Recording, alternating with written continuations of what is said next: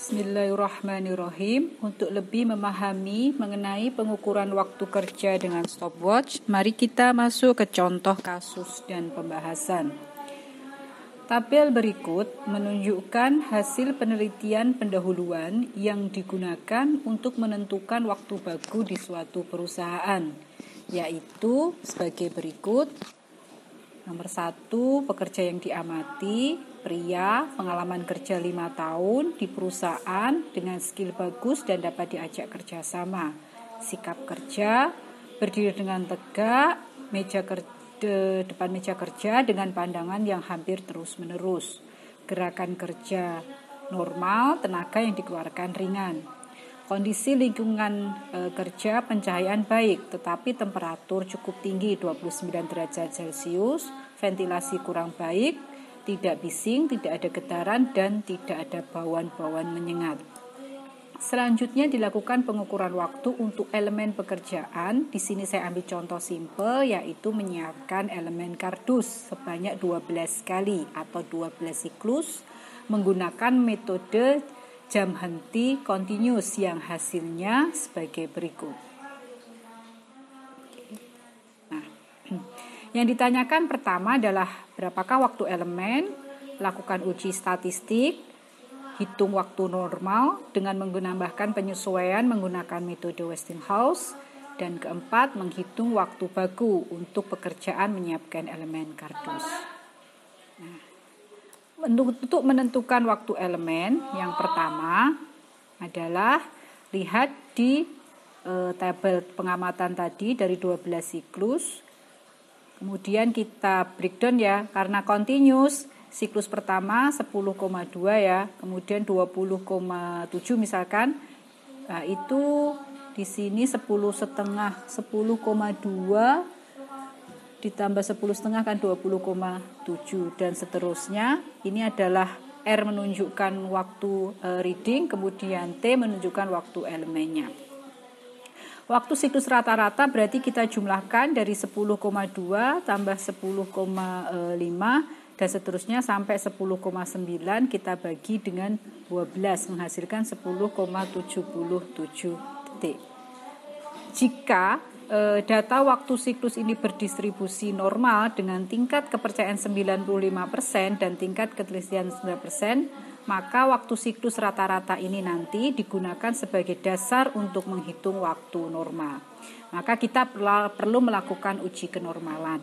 Sebagaimana pembahasan minggu sebelumnya, kita dapat menggunakan tools, salah satunya kalau menggunakan SPSS ya, kita menggunakan statistik Kolmogorov-Smirnov atau Sapir-Whorf. Dari sini hasilnya sig ya atau p-value-nya 0,2. Di sini 0,371 yang berarti dia lebih dari 0,05, maka data berdistribusi normal.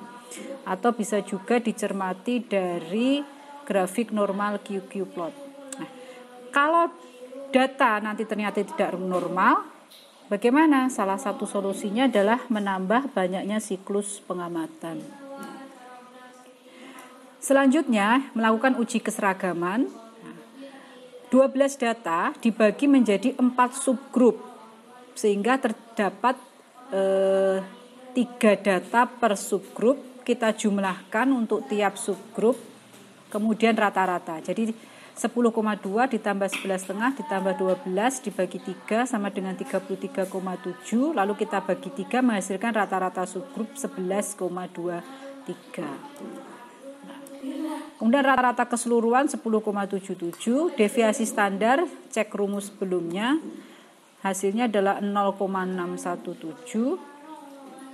Kemudian deviasi standar dari distribusi rata-rata subgrup adalah 0,617 dibagi 4 karena subgrupnya ada 4 sama dengan 0,31. Dari ini kita susun batas kontrol atas dan batas kontrol bawah. Batas kontrol atas dari rata-rata total 10,77 ditambah 3 kali 0,31 sama dengan 11,7 dan batas kontrol bawah 9,84. Dicermati dari seluruh data waktu siklus ini adakah yang keluar dari batas kontrol. Jika tidak ada berarti data seragam, jika ada dikeluarkan.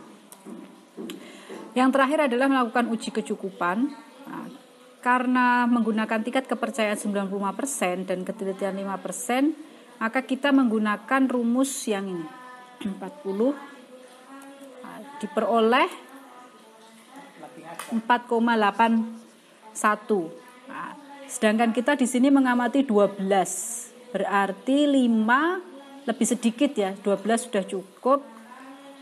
Pengamatan tadi dianggap cukup. Pertanyaan ketiga adalah menentukan waktu normal. Untuk menghitung waktu normal diperlukan penyesuaian dengan mengalihkan faktor penyesuaian ke dalam rata-rata waktu siklus. Berdasarkan kriteria menggunakan metode Westinghouse, untuk kondisi kerja yang ditinjau diperoleh nilai penyesuaian sebesar 1 plus 0,14. Jadi 1,14. Adapun mengenai metode Westinghouse akan dijelaskan nanti dalam pertemuan selanjutnya. Nilai ini tadi 1,14 kita tambahkan ke 10,77 waktu siklus rata-rata tadi sehingga diperoleh 12,78 yang akan menjadi normal. Pertanyaan terakhir adalah bagaimana menentukan waktu standar atau waktu baku. Waktu standar itu sama dengan waktu normal dikalikan 100 dibagi 100 dikurangi persen allowance sebenarnya, tapi kita menggunakan rumus yang ini. Nah, adapun untuk kelonggaran sendiri, ini daftar kelonggaran sudah diringkaskan dalam tabel berikut. Misalkan tenaga yang dikeluarkan kita anggap sangat ringan, kelonggaran kita berikan 6%, sikap kerja tadi bekerja duduk ringan 1% dan seterusnya ditotalkan menjadi semua 18%. Nah, selanjutnya kelonggaran ini kita jumlahkan lagi ya, ditambahkan dengan kelonggaran untuk kebutuhan pribadi, kelonggaran untuk hambatan tak terhindarkan, ditambahkan 18% yang tadi sudah kita hitung sebelumnya, total kelonggaran 30%. Dengan demikian waktu bakunya adalah sama dengan 12,78 dari waktu normal tadi dikalikan 100 dibagi 100 min 30, 18,26 detik. Dengan demikian waktu baku untuk pekerjaan elemen pengemasan dus adalah 18,26 detik.